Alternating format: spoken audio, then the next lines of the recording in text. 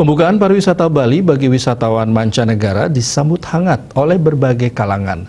Namun satu hal yang mesti diingat, yakni Bali mesti mampu menciptakan pariwisata yang aman dan nyaman. Akademisi Anak Agung Oka Wisnumurti menyebutkan pembukaan pariwisata di Bali tentu sudah melalui perhitungan yang matang dan telah memikirkan berbagai aspek baik kesehatan maupun ekonomi. Pariwisata Bali yang aman dan nyaman di tengah pandemi COVID-19 sangat penting. Sebagian besar masyarakat Bali sudah divaksin anti COVID-19 baik untuk dosis pertama maupun kedua. Kemudian hal ini diikuti penerapan prokes secara ketat di seluruh tempat wisata.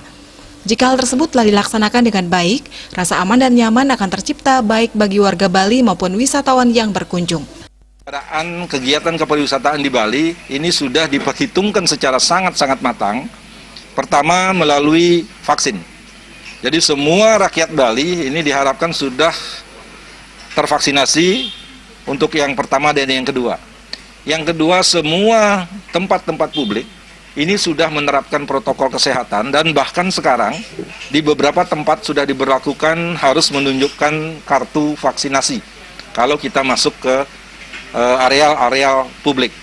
Maka ada perubahan standar yang harus kita lakukan dan harus kita sikapi sebagai bentuk rasa aman dan rasa nyaman kita bersama untuk bisa saling menjaga satu dengan yang lain.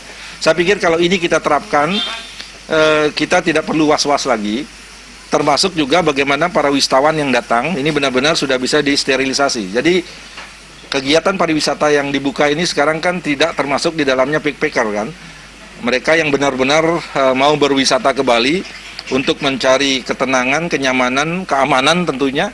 Dan Bali harus siap untuk menciptakan pariwisata yang aman dan nyaman dan tentu dengan menerapkan protokol kesehatan secara ketat dan berkualitas. Perlu diingat kembali, upaya menekan penyebaran virus corona tidak hanya mengandalkan peran pemerintah saja.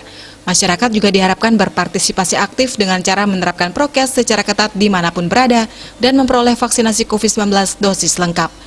Des Aryani, Bali TV.